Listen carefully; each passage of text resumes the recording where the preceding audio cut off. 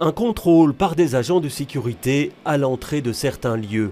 C'est devenu tout à fait courant et les clients sont désormais habitués à s'y soumettre. Ça va, pas de problème pour moi. Donc ça vous dérange pas quoi? Non, c'est bien ça. Moi je pense que c'est bien. Si on me demande d'ouvrir, je l'ouvre, mais rien de plus. C'est tout. Vous préféreriez pas quoi? Je préfère pas. Moi, je trouve ça normal.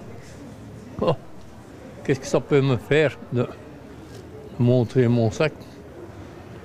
Désormais, un panneau comme celui-ci devra signaler que l'on se trouve dans une zone surveillée. À l'intérieur de ce périmètre, les agents de gardiennage disposeront de certaines prérogatives inscrites dans la loi. Principalement, ils pourront demander la carte d'identité de quelqu'un qui veut accéder de nouveau vers un événement en particulier ou un site ou un magasin. Également, ce qu'on peut dire, une légère fouille des sacs. C'est-à-dire on peut ouvrir le sac, regarder dans le sac, on ne peut pas fouiller dans le sac.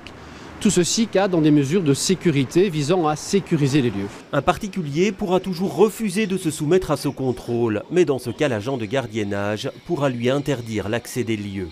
La loi précise le contour des missions de ces agents, mais selon certains syndicats policiers, la limite d'intervention reste difficile à apprécier et les citoyens risquent parfois d'avoir du mal à s'y retrouver.